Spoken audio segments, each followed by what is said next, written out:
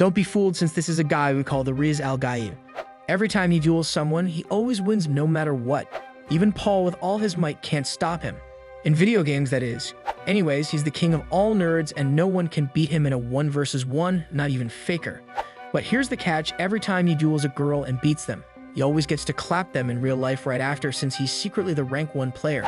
So you guys better put away your fake internet girlfriends, because he's about to catch them all like my boy Ash Ketchum. Anyways, after dropping out from the pro scene, all our boy does now is go to the nearby internet cafe, as everyone there treats him like a king. Even his meals are free, since most of the staff members are a bunch of fans. However, one day he hears a super toxic girl behind him constantly blaming her team, as she can't handle how trash her teams are in Roblox frontlines. Eventually, she can't cope anymore on Roblox, so instead, she logs on the least toxic game ever called League of Legends, causing our boy to be a little invested in her raging. Unfortunately for her, our boy discovers that she has committed the worst sin in all of gaming, and that's being super toxic when she's only ranked gold, so you might as well call her Ligma.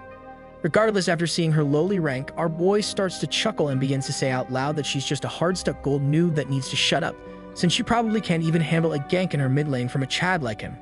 But in reality, our boy actually has never scored a successful gank in real life with his banana tree plantation, as he's never even stepped foot outside his room or his gaming house. So now he finds himself in a pickle as the girl actually confronts him. Of course, our boy starts to get scared as he trembles in front of the support main, as he has never seen balloons as close up before. Nonetheless, he sinks into his chair and begins channeling his Among Us skills to craft an excuse.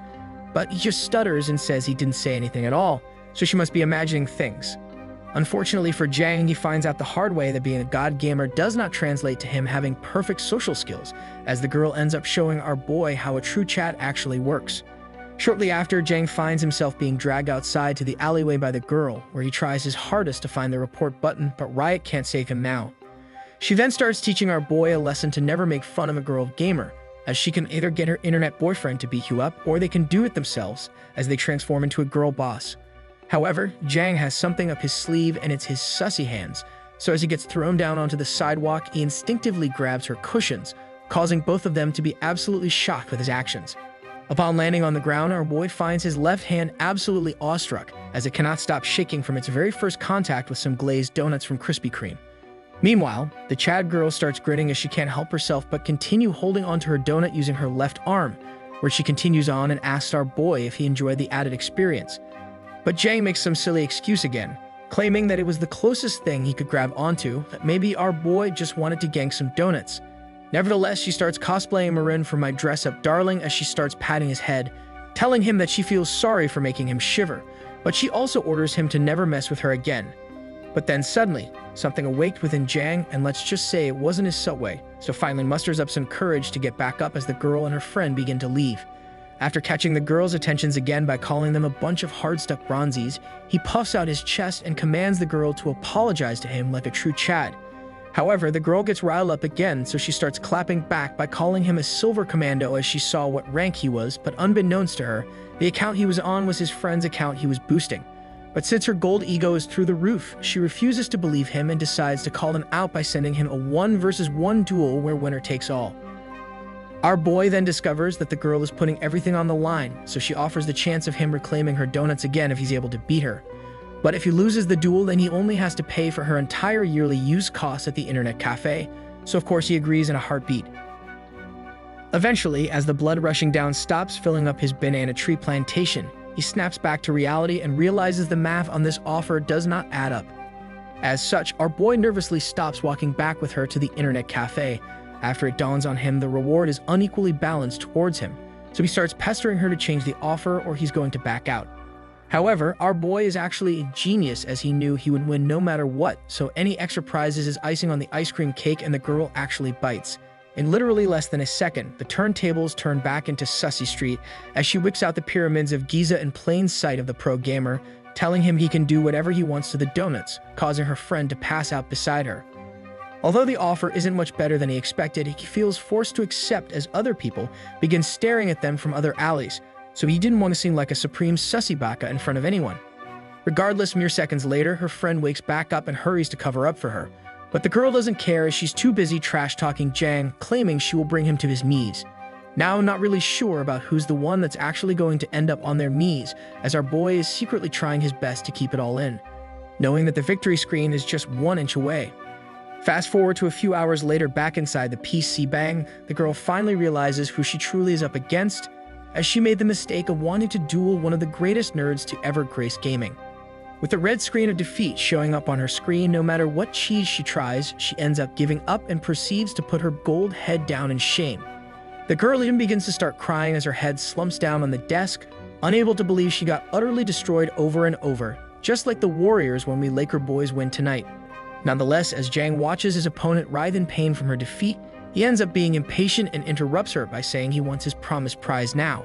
Of course, she hesitates as she never expected for the silver nerd to beat her, and now she needs to live with the consequence of being a cocky Gold League of Legends player. The turntables then turn again, as our boy is now the Chad ready to claim his prize, but the girl starts sweating profusely, trying her best to figure out an excuse. She ends up calling him a hacker as the best thing she could come up with, so even her friend gets embarrassed at her accusations, as the girl thinks there's no way a silver boy can transform into Faker all of a sudden. Jang then accidentally lets it slip that being a mechanical god allows him to dodge any ability at will, even in Malphite ult point blank, as he used to be a pro player. But luckily for our boy, she refuses to believe him, allowing Jang to continue keeping his identity secret. Instead, she starts yelling at him for a rematch. However, this time they double down like KFC's chicken sandwich, where the girl offers to take his banana tree fruit for the first time ever if she loses. Upon hearing the new demands, our boy realizes this is an offer he literally cannot refuse, as his banana tree plantation starts taking over his very logical decisions, so he instantly accepts pants first. With Jang actually accepting, her friend chimes in and tries her best to convince her to stop what she's doing, but the girl claims a hardcore gamer as herself won't lose 1 versus 1 against a silver noob. She then reassures her friend that she will be clapped the absolute hell out of the silver loser, even though she just called him a hacker minutes before. Regardless, she leads her friend on the ground looking absolutely dazed with her questionable life choices, as she's so ready to put Jang where he belongs. Unfortunately, this time the girl turned into disguised toast on the ground after watching his team go winless, as Jang decides to quickly gank her mid lane over and over. She even made our boy use her PC instead mid-match to make sure he wasn't using any cheats, but she still ended up smashed like my potatoes. To make matters worse, her friend Yunji decides to abandon her as well due to her knowing there's no way she can wiggle out of this one. With the two finally alone, Jang starts to hurl insults back at her for trash-talking the entire 1 versus 1, but he's nice enough to let her change the conditions of the bet.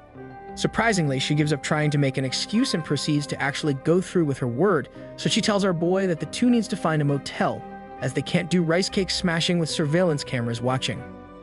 Nevertheless, the two end up finding themselves inside a fancy hotel called the Clio, because the girl is about to go Cleopatra on his Grand Caesar.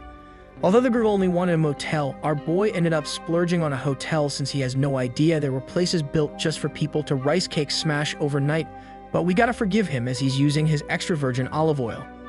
Now that it seems like Jang is flexing his pro player's salary, the girl gets frustrated but gets on with business as usual by putting parts of her armor on its armor stand. Shortly after, she lays down with the Honkai impacts, showing off her nature whilst letting our boy know that she's fulfilling her part of the bargain, so he's free to do whatever he wants next. However, our boy has no idea what to do as he's never gotten this far in real life except in dating sim games, so she orders him to hurry up and stop being a total noob. Jang then continues to be a noob as he stands over the bed, looking like Rafiki, raising up Simba from the Lion King, as he has zero clue on what to do with his gamer hands. As such, the girl starts getting impatient as the cold air is quickly turning her pyramids into very dangerous and pointy tips, so she warns Jang she'll head home soon if he doesn't make a move. Upon hearing her wanting to leave due to his inability to gank in real life, he ends up mustering some courage to continue on forward by telling himself that after 21 years, this is the closest chance he will ever get to be a true champion. And so Jang finally conquers his fears as he starts telling himself he can't Baron Throne now if he's the only one able to stay inside the Baron's pit after winning over the Elder Dragon. Unfortunately, just as he was about to secure the win for Team Jang, he randomly stops right before impact by telling the girl out loud his name, followed by letting her know he goes to Hanjae University. Now come on man, who the heck does that? Our bro really do be trying his best to cosplay the biggest throw on Earth, even though he's the only one on the server. Regardless, after the epic display of such Sigma male mindset, the girl starts laughing hysterically and ends up actually calling our boy cute, as he's never even heard a man ever do such a thing in real life or in anime. In the end, the two actually slowly start bonding as she reveals that she too went to the same university, but she's already a graduate, making her the best mama around.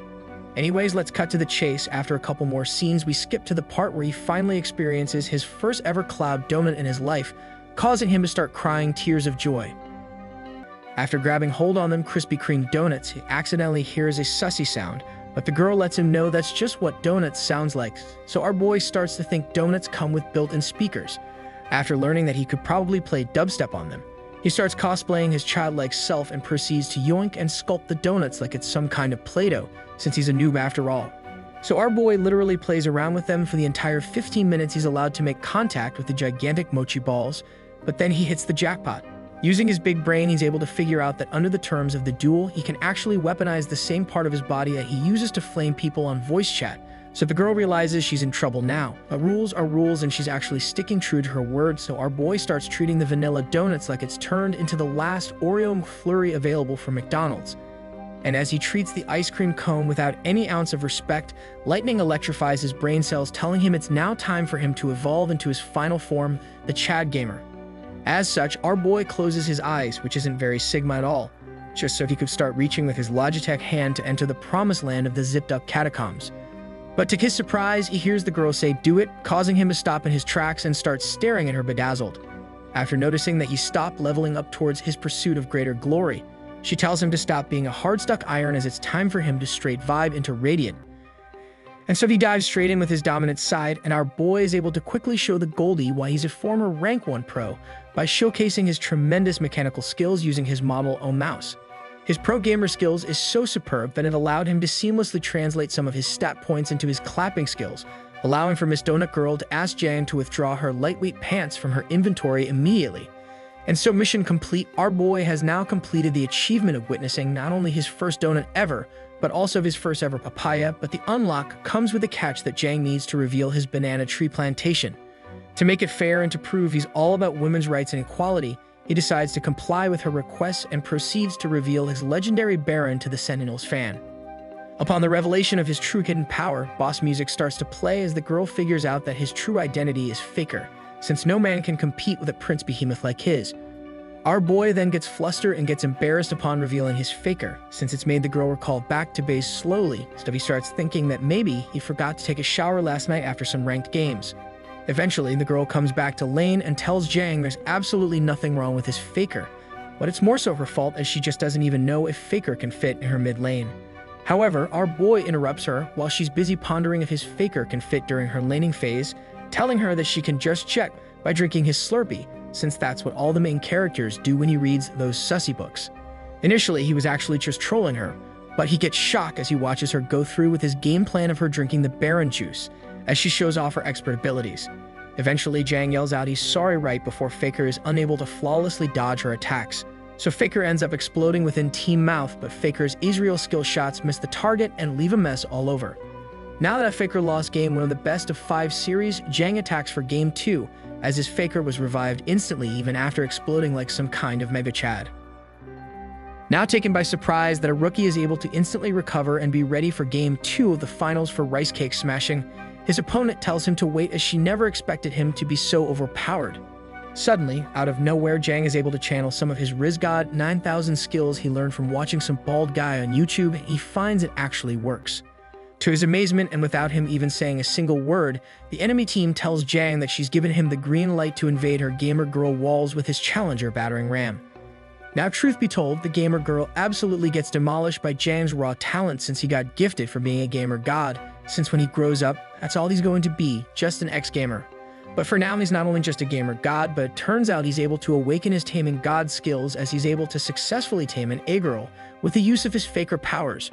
Shortly after losing game 2 of the finals, Jang starts to get embarrassed as he notices his opponent starts to look a bit startled again, since his Faker instantly recovers and comes out swinging in full force. So now it's time for game 3, and with it finally underway, the crowd starts chanting for Team Jang to do an ultimate comeback, but unfortunately, Faker gets the first blood, sending Team Gamer Girl into a frenzy. And within just a couple seconds, Team Jang is actually looking like he's about to finally win a game, as Team Gamer Girl starts yelling the unpredictable. Long story short, Jang wins game 3 as his opponent is the first to explode in battle, leaving her feeling absolutely dazed and bulldozed by the long-time champion. So now that he's actually tamed the wild e-girl by leaving his opponent totally in bliss, our boy realizes that his journey to becoming the rank 1 clapper of all time has now started with outstanding success. After cleaning up their duel arena together, our bro discovers he's so overpowered that his first tamed summon instantly runs away after making it out of the hotel. Bro is so successful that he didn't even get the chance to ask for her number after 3 rice cake destroying sessions in one day, but it's totally okay, as it's time for him to head home. A few days then pass after the crazy ordeal, where Jang heads back to his usual non-professional gamer self-routine of going to school and back home every day, but now he has memory flashes of the successful night he had. Now I don't blame him, as the dude completely took over the match and allowed himself to taste the glorious paradise of being the ultimate duelist by going full send the entire time. Regardless, as he daydreams about his previous encounter, his friend Minsu calls him and asks our boy if he can carry him tomorrow after school. Unfortunately for the bronze noob, Jang tells him he's busy tomorrow even though he truly wishes to be there for him, as destroying noobs gives him an adrenaline rush that can't be compared to anything else. Anyways, Jang continues home a little bit disappointed that he can't go smurf on some noobs tomorrow, but then his eye catches the attention of a bunch of people crowding a popular-looking girl. He then stares and makes a salty remark regarding how life of a pretty girl must be super fun, as she doesn't even have to try and everyone will fall heads over heels to appease them. However, as our boy continues to stare at her looking absolutely jealous, the girl catches him being hawk-eyed, so she runs over to him looking like she's about to call him out. Much to Jang's surprise, she's not here to belittle him or anything, but instead, she blindsides him and asks if he has a moment for her to speak with him. Of course, our boy does not hesitate to agree, as he starts to think word might be going around the female population, that he's superbly skilled in more ways than meets the eye. But as soon as they sit on a bench to talk, his confidence drops to 0, so he starts panicking that he accidentally agreed to some monk or missionary trying to recruit him to their religion. Luckily for Jang, right before he decides to run away, the girl mentions that he probably doesn't remember her, so she whips out her pair of glasses and tries to explain that she was at the internet cafe the day before. As such, it finally dawned on our boy that the nerdy-looking friend is actually her, so he gets shocked at how much makeup can really alter and change someone's appearance. Jang immediately apologizes for not recognizing her, but we all know bro is now super scared to take home a girl that's actually a 2 out of 10 in disguise, even though they look like a goddess in the morning. Nevertheless, after learning that the girl he encountered the other night was named Hyuna, he starts entering his defensive stance, as he thinks the girl is only here to talk to him just so she could expose his deeds. With her eyes starting to droop inquisitively, she begins asking Jang if the two ended up carrying her punishment for losing to him on that fateful day. This causes our boy to instantly react negatively, as he starts thinking that the cat may now be out of the bag, somehow scared that people might find out he's on the global clapping leaderboards. Nonetheless, the turntables turn as it's revealed that Hyuna kept their fateful day secret from her own best friend, so Jang starts feeling a wave of relief enter his body. But then, the disguised nerd starts questioning how a silver boy can effortlessly defeat Hyuna. Even though she's just a goldie, she outplays her rank during 1 versus 1s. Before our boy could answer any of her questions, the nerd drops the bomb by claiming she's thoroughly analyzed and watched hand cams from players like Faker and Shroud, so she knows he's hiding his true identity. She then calls him out by claiming that his mechanical skills can only be matched by those who used to be pro, so she comes to the conclusion Jang must be washed now since he carries Randy's for pocket money. As such, our boy breaks down and starts sweating profusely, thinking that the nerd only showed up to make fun of him and to reveal his true identity to the world. However, the girl interrupts Jang by explaining to him that she's not here to do anything like that, since what she truly needs is a gamer Chad that can carry her to newfound heights. She then continues on by asking if Jang would be interested in making a lot of money by pub-stomping wannabe pro players, but no matter, he ends up taking her offer. Fast forward to the later on the day, the girl shows Jang the entrance to this super mysterious club where gamers wager on who's better, but the entrance happens to be a basement. Now, if I was Jang, I would be a little suspicious. This is about to turn sussy if a girl brings you in broad daylight to someone's basement. Regardless, the two venture on forward until they reach a dead end where Jang is greeted by a sign welcoming him to Hanja University's gaming club called the Gaming Hell, so there's for sure a bunch of Chads hiding behind the door. But then, upon opening the door, there was no Chads to be seen. Instead, there's a bunch of girls using invisibility potions on their clothes, including Hyuna herself. Now, this sight was crazy enough to stun lock both Hyuna's friend and Jang, as even I got surprised, as no one expected the sussy Inquisition to take over behind a university gaming club. Nevertheless, Jang gets knocked out by a crazed Hyuna because her and two other members weren't ready to show a guy their best forbidden sussy jutsu with their pyramids of Giza totally out and about. We then learn that the best friend's name is Yumji, who freaks out after seeing the AC broken, but she doesn't mind that everyone else had invisible clothes to see. Instead, Yumji starts looking like she's about to send everyone to another dimension, causing Hyuna to forget about the knocked out Jang while the other two start putting their armor back on. Eventually, Hyuna comes right back to her sussy instincts by refusing to hide her double twin dragons, so she angrily jumps on top of Jang like a psycho, yelling at him to get away, only for Chika from Kaguya-sama to show up suggesting she stop being a sus lord. A flashback then occurs back to earlier in the day when he was having a 1-versus-1 conversation with Yunji about joining the club. Initially, he thought he was just joining a club full of dudes to pub stomp some nudes in university, so now he knows why they haven't won a single game. Anyways, Jang wasn't going to join at all, even with the promise of fat stacks of cash. Instead, he agreed after Yunji promised she would do anything he wants if they won just a single game. Now back to the present, Bro looks like he's starting to regret accepting the offer as he never expected Hyuna to be in the club, but girls are girls and Bro is such a supreme sussy baka, so he can't really help himself from continuing. In front of him are 4 different bong shells that could suit any of your guys' style, and each one do be packing like they have to smuggle their large watermelons and bakeries past security every day. As such, Supreme Sussy Lord Jang eagerly accepts their rookie initiation rituals, even after getting rocked by Hyuna in the face, where we learn that Yunji is the president of the gaming club. He's then introduced to Summon, your typical anime girl equipped with a choker, looking like she could swing both ways at night. Next up is Dan, and we all know we need that pink-haired girl, but this one looks like she's having trouble keeping her trucks loaded within her top, so Jang just stares into her abyss. And finally there's Hyuna, who instantly gets up from her seat after being introduced, only for her to warn our bro that their club needs no man to succeed, but her fresh papayas secretly do be liking his banana tree though. She then tries to shut up Jang even though bro was just being chilling saying nothing, since she's afraid that he might spill the beans after destroying her homemade buns the other night. Luckily for Jang though, Daeun comes to the rescue and saves him from her intense grip and quickly tells everyone that she's absolutely on board with Jang joining the club since they also need one more person for their next match. She then tries her best to welcome him to the club, but the only thing Jang got going through his mind is wondering how he could pass out in front of her massive treasures. However, Hyuna notices Bro staring straight into Daeun's giant jello ring, so she pulls him away and yells at him that Daeun already has a boyfriend, so stop staring. Nonetheless, Hyuna is forced to accept him into the club after everyone else agreed, but they end up making him a temporary member instead of a full one since someone is totally butthurt in more ways than one.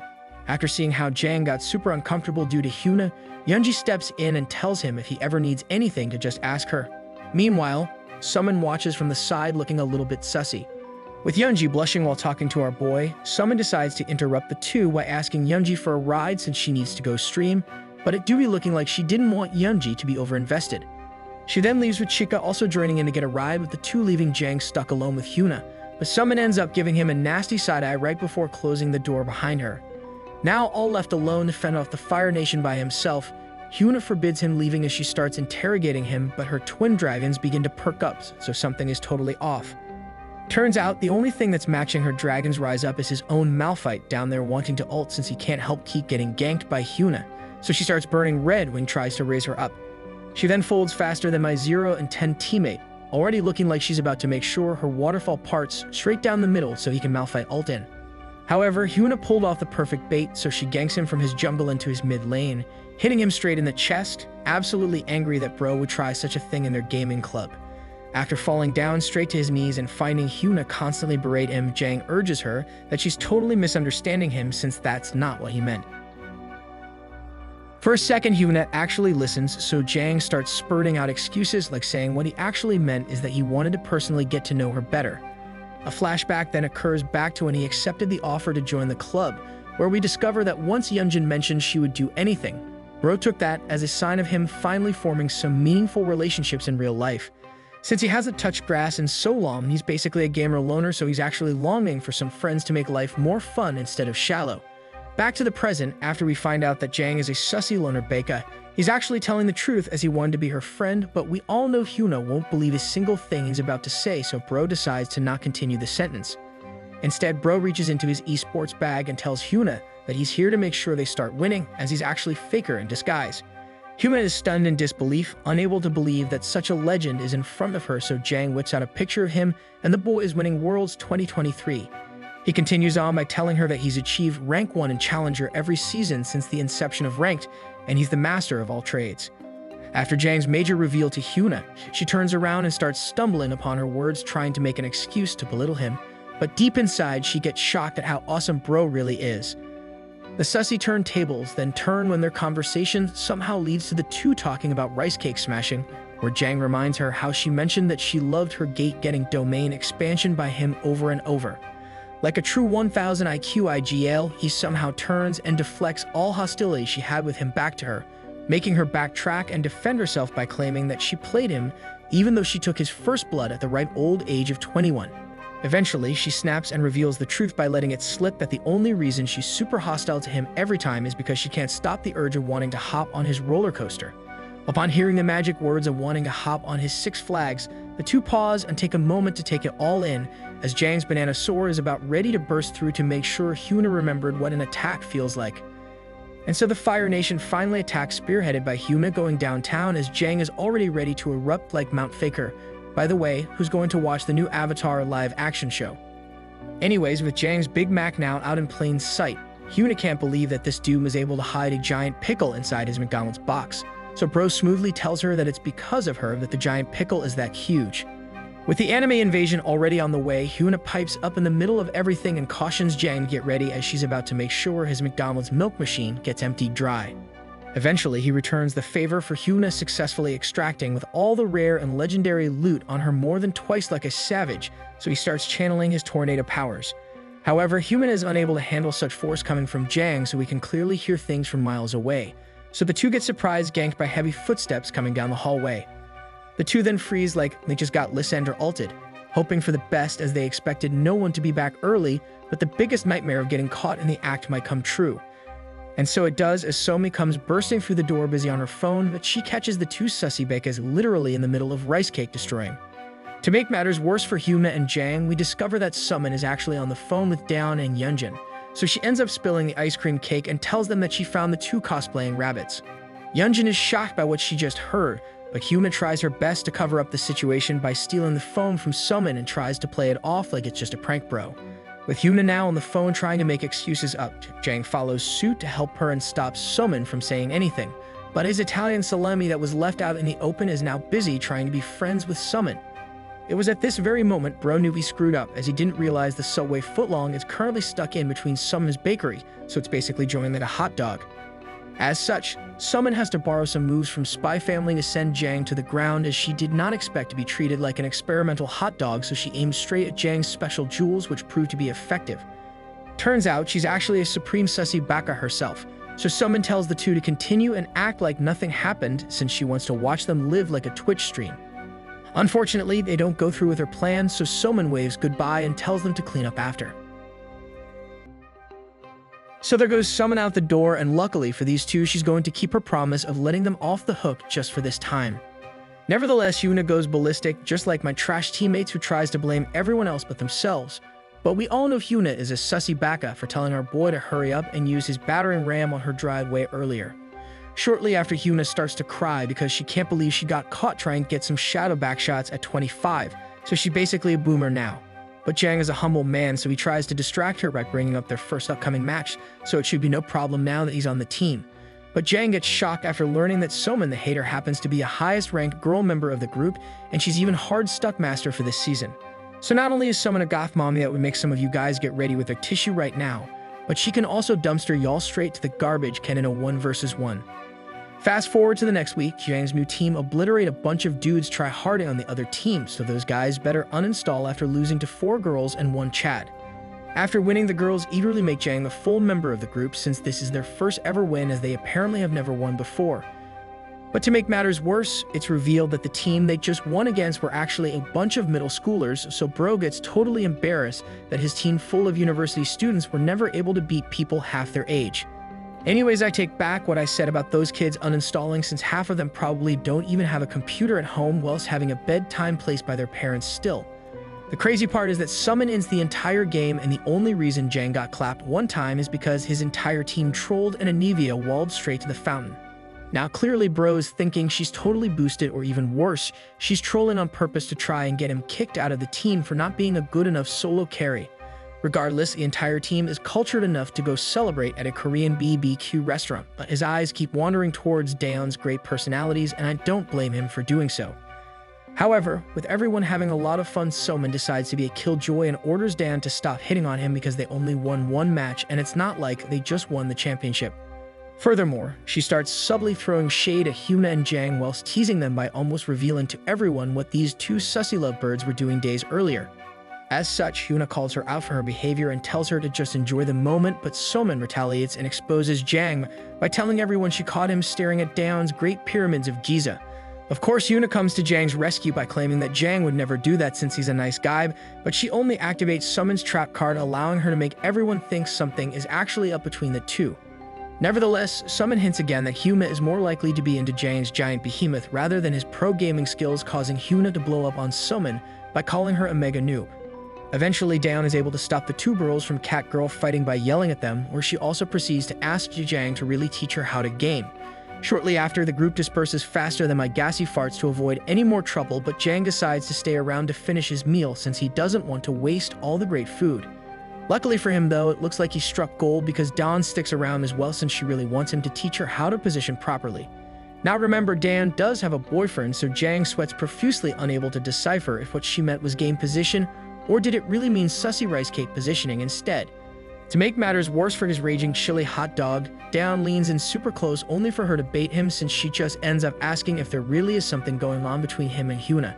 Jang quickly denies her accusations, but bro isn't really good at hiding it, so the 02 lookalike pesters him to tell her the truth because it's clear as day that he's got some feelings for her. Bro then continues to deny it and calls it all a misunderstanding, but Dawn is super stubborn, so she makes a deal with him that in return for helping her improve her League of Legends skills, then she'll help him with Hyuna in return. Even though Jang tries to nope out of the situation, there's nothing he can do because Daeon is dead set on setting him up with Hyuna, although bro looks like he'd rather destroy her rice cakes instead.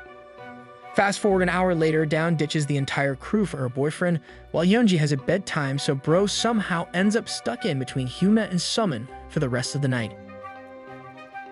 It's now 2 a.m. in the morning and Jang just wants to go home, but Somin interrupts him in the corner and orders him to get up since there's no way someone with such a large banana sword doesn't have the stamina to endure hours of terrible singing. Bro then slowly gets up, but the ruthless goth mommy informs him that he's lucky that she didn't call the police on him the other day when he placed his raging ender dragon right upon her fresh bakeries, so he better be always on his knees when she's around. She then walks away with her shorts looking like they are about to burst, whilst threatening Jang that if he ever does anything weird at the club, then his life will be instantly over. With no other choice but to stay celebrating with Hyuna until she passes out, bro cries inside knowing that he won't get to grind in C3 tonight. He even missed out on his raid team today as the main damage dealer, and his boys wanted him to get on to do some more clucking bell farming, but it's too late now. Fast forward to a couple hours later, Jang accidentally passes out and finds himself in a very sticky situation of which he doesn't really remember how he got there. After taking a few seconds to reorient himself and not his gender, blood snaps back to reality, but all of his clothes are gone and something feels really warm down there. Jang then freaks out when he realizes his spicy chalupa supreme is stuck inside Hyuna's very narrow city gates, where she also tells him how much she likes him, but bro doesn't understand how the heck he got stuck in this situation. The crazier part in all of this is the fact that his giant volcano exploded inside Hyuna's science project, and apparently Hyuna told him not to, but he still did it like a menace. A flashback then occurs to literally an hour ago where Hyuna had to find Jang a place to stay because this dude isn't able to hold in his drinks. And since she doesn't know where he lives, nor does she know anyone that she can pass him off to at 4 a.m. in the morning, she decides to be a nice girl and orders him a hotel. Shortly after making it inside the 69-star hotel, she places him on the bed where bro is outright not himself since he keeps muttering random words over and over again. But just when Hyuna was about to leave him here for the night, the Sussy Fire Nation attacked his soul, causing him to abruptly gank her beloved watermelons to stop her from leaving. Mere seconds later, Hyuna wonders how to cheer someone up since Jang keeps mumbling about his pro days, but the turntables turn when bro activates his Sussy fruit and proceeds to remove Hyuna's protective layer of coating on her with absolute ease. And the rest was basically history, so I feel bad for the rooms next to them because it's literally almost morning and I bet they won't be able to sleep after hearing these two go harder than Prime Chef Curry beyond the arc. This time, however, Jang absolutely destroys Hyuna in their 1 versus 1 duel because just like what Natasha Bedingfield once said, he released all of his inhibitions and went ham like his favorite spam. Bro's eyes even disappeared, so we all know what that means in anime, and let's just say Jang got more freaky than all of you sussy bakas combined, but at least Hyuna loved every moment of his transformation into Chatamas Prime. In the end, Jang profusely apologizes for causing unwanted liquid to be spilled inside her own waterways even when told not to do it. But the turntables turn once again when Hyuna returns the favor. And when I mean by return the favor, I don't mean Hyuna grabbing her own banana tree out of nowhere, but actually Hyuna taking the opportunity to show Jang how a real scenic bike ride works because it's her turn to play top lane while Bro plays bottom lane this time. Now these two are absolutely crazy because they kept going until sunrise and they didn't even have Sunny D to refuel them, but Jang ends up exploding like over 10 times and Hyuna even took everything in. After finishing their ordeal, Hyuna goes to wash up since she keeps leaking like a faucet on full blast. Oh, while she washes up, the sussy Fire Nation said nope, it's not over yet, so Jang came running in like the wrecking ball for round 14. Now the real question is, how do these girls in these very cultured animes never get preggo like my Eggos because Bro literally got 15 servings of her, and we all know she ain't going to be popping out a mini her anytime soon. Anyways, after completing the impossible task of crossing the finish line over 20 times, the two step out into darkness the next day, but post-explosion clarity finally hits him. As such, Jang apologizes for his water-bending tendencies and promises to never infiltrate her landmasses again, but I commend these two for being able to stand after the entire ordeal. Luckily for Jang though, Hyuna informs him that it's totally fine, but for next time, he needs to carry some protective wrappers with him, but Bro catches her in 4K when she mentions that there's going to be a next time. However, Jang isn't that smart, so he points out what she said, causing Hyuna to smack him right where it matters and orders him to get ready for the next match.